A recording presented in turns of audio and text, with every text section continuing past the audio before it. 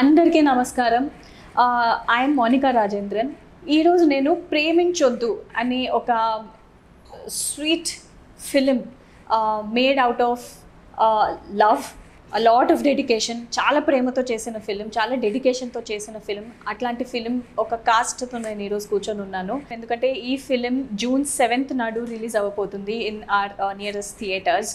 Here we have Anuroop, our actor, the lead of the film. Yashwant Pendyala unnaru. He is also one of the actors of the film. Shonali, the actress of the film, and Neha. So they all are actors. Irozu, let us chit chat with them. Hi Anurup. Hi. Meer cheppandi, like where exactly are you coming from? మీ background ఏంటి? మీరు సినిమాలో ఎట్లా entry ఇచ్చారు? నేను engineering student అండి. BTech student. 2013-14లో passed out అయిపోయింది. దాని తర్వాత ఒక 4-5 షార్ట్ ఫిల్మ్స్ చేసిన. ఓకే. దెన్ ఫిలిం స్కూల్లో కూడా ట్రైనింగ్ తీసుకున్నాను. తర్వాత నాకు బందూక్ అనే ఒక ఫిలిం వచ్చింది. ఆ తర్వాత ఆడిషన్లో శేఖరం గారు అబ్బాయి అనే ఒక ఫిలిం, అట్లా 2 సినిమాలు చేసిన. ఇంక తర్వాత కోవిడ్ బిఫోర్ ఆ టైంలో ఈ ప్రేమించొద్దు సినిమా సెలెక్ట్ అయ్యాను అనమాట దీనికి. ఓకే. సో అట్లా 3 ఫిలిమ్స్ చేసిన సో ఫార్. ఇది నా entrance towards film industry. Okay, before we move on to other actors, నేను ఏమనుకున్నానంటే let me ask you guys a question about the title Preminchoddu. యూజువల్గా మనం లవ్ స్టోరీస్ చూస్తాము, రామ్ కామ్స్ చూస్తాము, అండ్ ఇట్స్ వెరీ అంటే రెగ్యులర్గా తీసే సినిమాలు అవే ఆన్ లవ్ స్టోరీ. కానీ ఇక్కడ we have a film called Preminchoddu. So real లైఫ్లో ప్రేమించొద్దు అంటున్నారు. రియల్ లైఫ్లో మీ ఒపీనియన్ ఏంటి? రియల్ లైఫ్లో అంటే బేసికలీ దీని మీనింగ్ ఏంటంటే ప్రేమించాలి, వద్దు అని అనట్లేదు. బట్ ఒక ఏజ్ ఉంటుంది, వెన్ వీఆర్ సెటిల్డ్, కెరియర్ మొత్తం సెట్ అయిపోయినాక, మన చదువులంతా పూర్తి అయినాక, when we have like lot of responsibilities and this responsibilities added one, so manage అయిపోతుంది. సో ప్రేమించాలి, బట్ ఒక సర్టన్ ఏజ్ తర్వాత, నాట్ బిలో ద లైక్ టీనేజ్లో ఉన్నప్పుడు చేయొద్దు. లైక్ వీఆర్ నాట్ సెటిల్డ్, అప్పుడు చేస్తే ఏం లాభం ఉండదు. సో అది లాస్ట్ లాంగ్గా పోతుందా లేదో అంత ఐడియా ఉండదు. దేనికి గ్యారంటీస్ ఉండదు. తెలిసి తెలియని వయసులో మనం ఎప్పుడైతే ప్రేమిస్తామో అది ప్రేమ కాదు, అట్రాక్షన్. మెచ్యూరిటీ ఎప్పుడైతే వస్తుందో అప్పుడు అది కంప్లీట్ లవ్ అన్నమాట. సో అది లవ్ కి అట్రాక్షన్ కి డిఫరెన్స్ తెలియనప్పుడు, ఆ 16-17 ఎప్పుడైతే తెలిసి తెలియని వయసులో మనం దిగుతామో అది కరెక్ట్ ఏందో రాంగ్ ఏందో తెలియదు. యాక్చువల్లీ ఎమోషన్స్ కంట్రోల్ ఉండవు. ఆ టైంలో ఎమోషన్స్ కంట్రోల్ ఉండవు. దానివల్ల ఈ డిఫరెంట్ సీన్స్లోకి వెళ్ళిపోవాల్సి వస్తుంది. ఐ మీన్ ఎక్స్పెక్ట్స్కి వెళ్ళాల్సి వస్తుంది. సో దానివల్ల అనవసరమైన కాంప్లికేషన్స్ అవన్నీ. రెస్పాన్సిబిలిటీస్ తీసుకోము. ఏదో ఫ్రెండ్స్కి చూపించుకోవాలి, ఆహా నాకు గర్ల్ ఫ్రెండ్ ఉంది, నాకు బాయ్ ఫ్రెండ్ ఉంది, something like as Shonali mentioned, infatuation. And I really like the title ప్రేమించొద్దు. తెలిసి తెలియని వయసులో దాన్ని మనం చాలా హైలైట్ చేయాలి. తెలిసి తెలియని వయసులో మనకు తెలీదు మన వయసులో ఏం చేయాలి, ఏం చేయకూడదు, మన పేరెంట్స్ గైడ్ చేస్తారు. సో తెలిసి తెలియని వయసులో ప్రేమించొద్దు, డెఫినెట్గా ప్రేమించొద్దు. No. How did you feel? అంటే ఇప్పుడు ఇట్లాంటి ఒక స్టోరీ మనం మాట్లాడుతున్నప్పుడు it's a different thing, but when you're actually living the characters it's a totally different thing. ఆ క్యారెక్టర్స్కి మరి మీరు కనెక్ట్ చేశారా? ఇప్పుడు మనకి షూట్ ఎక్కడ ఒక స్లమ్లో అవుతుంది. ఓకే. ఇంకా నీకు మొత్తం ఏదైతే క్యారెక్టర్ ఇది లొకేషన్స్ కానీ ఇవన్నీ చూసుకుంటే రియల్ లైఫ్లో నాదేనేమో స్టోరీ, నేను ఇక్కడ ఉన్నానేమో నాకు ఇట్లా అవుతుందేమో అన్నట్టు ఆ లొకేషన్ అట్లా క్రియేట్ చేయడం. రియల్ కి పెద్ద తేడా లేకుండా ఇట్ వాస్ వెరీ నార్మల్. ఆ సీన్ కూడా అంతే న్యాచురల్ గా ఉంటాయి.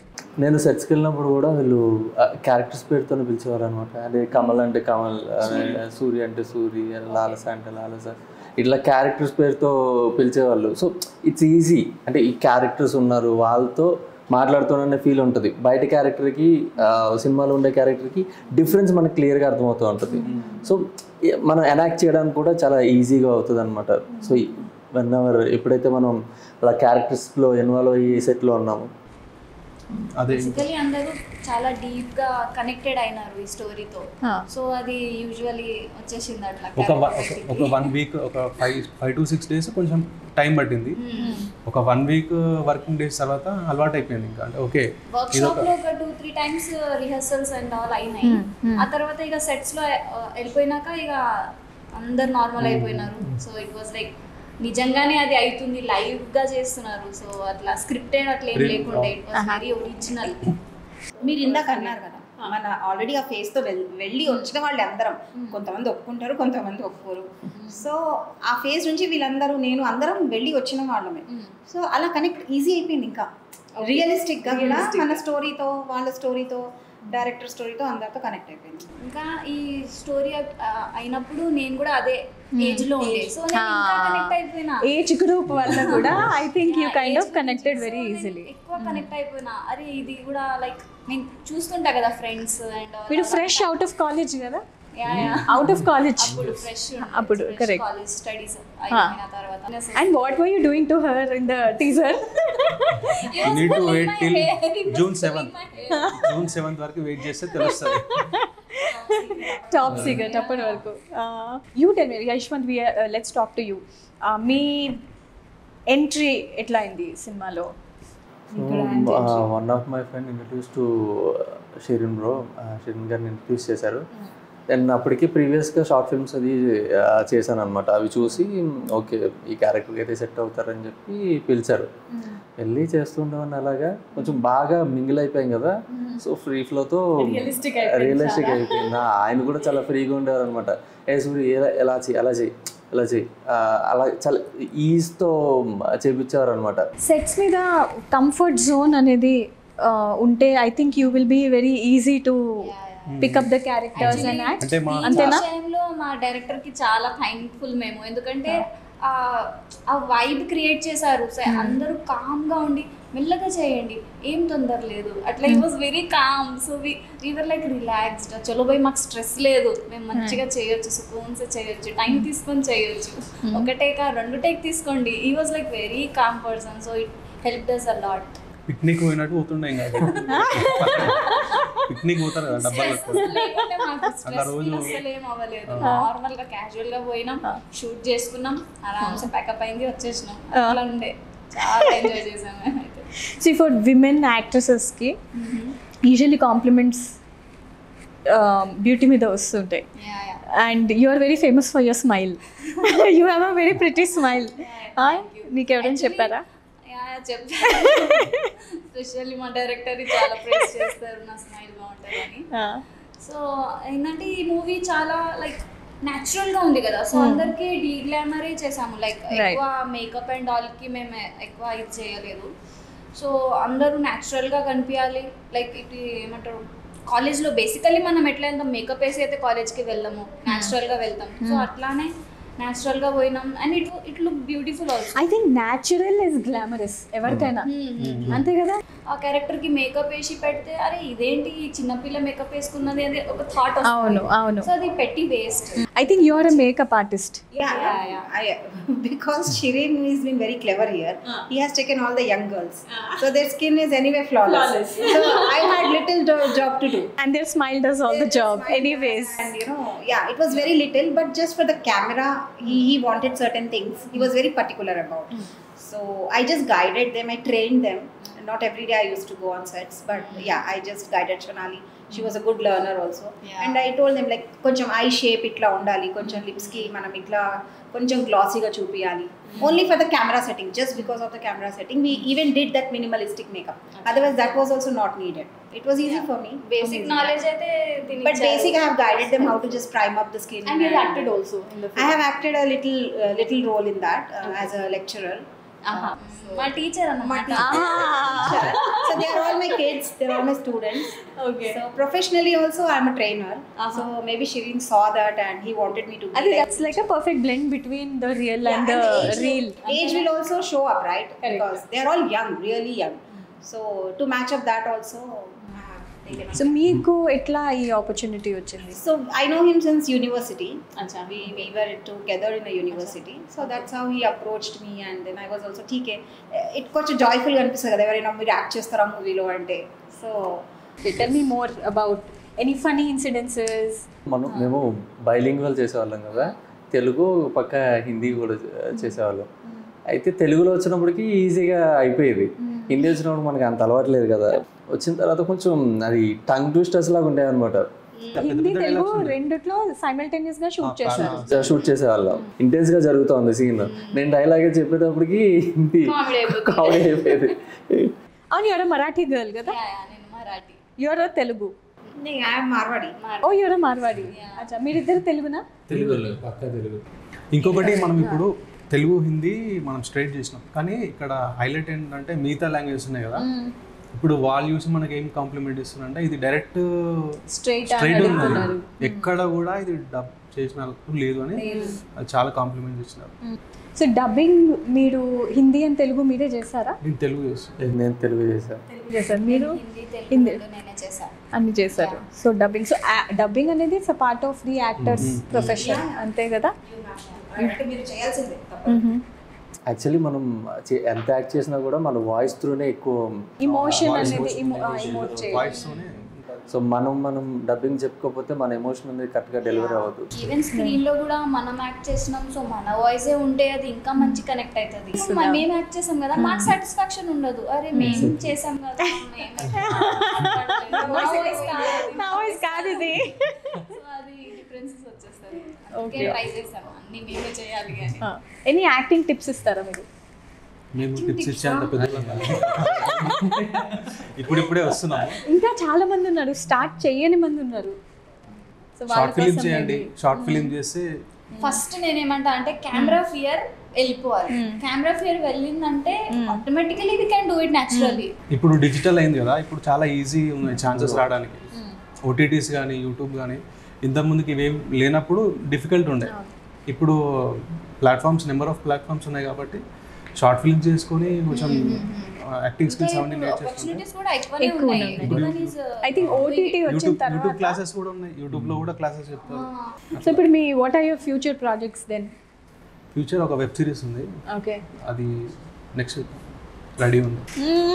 నెక్స్ట్ నేను నిహారిక కొందల్ ప్రొడక్షన్లో కమిటీ గుర్రాలు అని లీడ్ యాక్టర్గా చేస్తున్నా, వన్ ఆఫ్ ద లీడ్ యాక్టర్గా. అది సూన్ గోయింగ్ టు రిలీజ్. కొన్ని సాంగ్స్ కూడా రిలీజ్ అయ్యాయి. Sonali, you tell me background ఏంటి, మీరు ఎట్లా ఫిల్మ్స్కి వచ్చారు అండ్ ఎందుకు వచ్చారు? మీ స్మైల్ బాగుందని వచ్చారా లేక what is the reason? Actually ఏమైందంటే నేను మరాఠీ అమ్మాయి, అప్పట్లో నాకు తెలుగు అంత లైక్ అంత పర్ఫెక్షన్ లేకుండే. సో నేను కాలేజ్లో ఉన్నప్పుడు ఒక టీమ్ అప్రోచ్ అయ్యారు, లైక్ షార్ట్ ఫిలిం ఉంది చేస్తారా అంటే ఓకే నేను చేస్తాను, బట్ నా తెలుగు కొంచెం ప్రాబ్లం ఉంది అని చెప్పా. సో పర్లేదు మీకు డబ్బింగ్లో చేసేస్తాం కానీ మీరు యాక్ట్ చేయండి అని అన్నారు. సో నేను ఎక్సైటెడ్ అయినారు, చలో బై ఏదో ఒకటి చేస్తా కదా. ఎందుకంటే మా ఫాదర్కి చాలా ఇంట్రెస్ట్ అనమాట, నువ్వు యాక్టింగ్ చేయాలి, నువ్వు కనిపించాలి, నువ్వు లైక్ ఒక ఫేస్ కనిపించాలి మా ఖాందాన్లో. Your father is very progressive, ఆయనకి దండాలు. మా ఫాదర్కి చాలా మూవీస్ అంటే ఎంత పిచ్చి అంటే హిందీ ఉండని తెలుగు ఉండని పాత మూవీస్ నుంచి ఇప్పటి వరకు అన్నీ చూసేస్తారు. సో ఆయనే నాకు ఇన్స్పిరేషన్, నువ్వు చేయి then only that is brilliant. అంటే ఫిలిం ఇండస్ట్రీ ఒక ప్లేస్ ఎక్కడ అందరు రికగ్నైజ్ అవుతారు, తొందరగా రికగ్నైజ్ అవుతారు. సో అట్లా షార్ట్ ఫిలిం చేసేసా. అప్పుడు నాకు రిగ్రెట్ ఉండే, అరే నేను దానికి డబ్బింగ్ చెప్పలేదబ్బా, నాకు చాలా రిగ్రెట్ ఉండే. సో నెక్స్ట్ కాలేజ్ అయిపోయింది, నేను షిరీన్ గారు అప్రోచ్ అయ్యారు. సో నేను ఆడిషన్స్కి వెళ్ళాను, ఆడిషన్స్ చేసేసా. అప్పుడు సెలెక్ట్ అయినప్పుడు వర్క్షాప్స్ చేస్తున్నాము, అవుతుంది ఒక 1 వీక్ 2 వీక్ అయింది. సో తర్వాత ఏమైంది, షిరీన్ గారు నన్ను ఏం అడిగినారంటే are you interested in direction team, అంటే ఒక ఏమైనా ఈజీ వర్క్స్ ఉంటే నువ్వు చేయగలుగుతావా అని అడిగారు. యాక్టింగ్ ప్యారలల్ ఇది హ్యాండిల్ అవుతుందా అంటే యా ఆఫ్ కోర్స్, ఆపర్చునిటీ వస్తే నేను ఎందుకు వద్దంట, డెఫినెట్లీ నేను హెల్ప్ చేస్తాను మీకు అని నేను సరే అన్నా.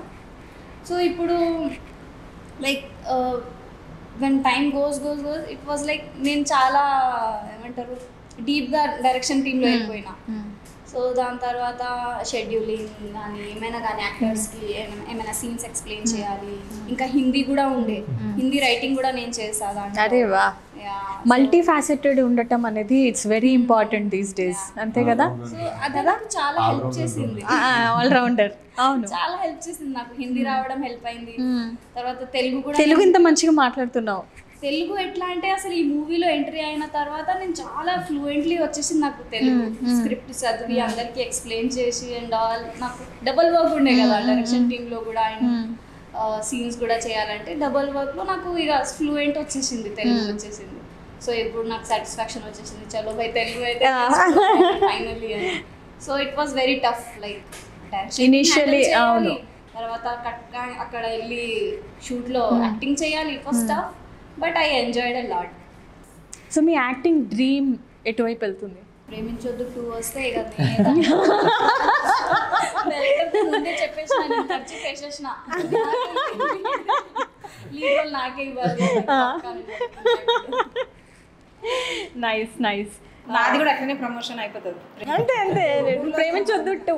ఇప్పుడు అడిగినా నేను చెప్పేసిన, ఖర్చు వేసేసారు కదా ఆల్రెడీ, అంతే, మన పని ఖర్చు పెట్టాం, దట్స్ ఇట్. ప్రేమించొద్దు 2 వస్తే నేనే లీడ్ అవుతాను అని అయితే మాట తీసేసుకున్నా. ఇప్పుడు కొంత ఏజ్ అయిపోయిన తర్వాత ఈసారి ప్రేమించొద్దాను కాదు, ఈసారి పెళ్లి చేసుకోవద్దంటే. సో అదండి మన cost with Anuroop, Yashwant, Sonali and Neha. ఈ ఫిల్మ్ అనేది it is a labour of love అండి. చాలా డెడికేషన్తో, చాలా ప్రేమతో చేశారు ఈ cinema. Teaser is very thrilling అని నేను అంటాను, కానీ ఇక్కడ మన యాక్టర్స్ మాట్లాడుతున్నది చాలా సోబర్గా, చాలా కామ్గా మాట్లాడారు. But the film is pretty contrast. So ఈ సినిమా చూడడానికి June 7th నాడు మీ థియేటర్స్లో రిలీజ్ అవుతుంది. You have to go and watch this, it will be a brilliant experience. So థియేటర్స్లో తప్పకుండా చూడండి. June 7న ప్రేమించొద్దు.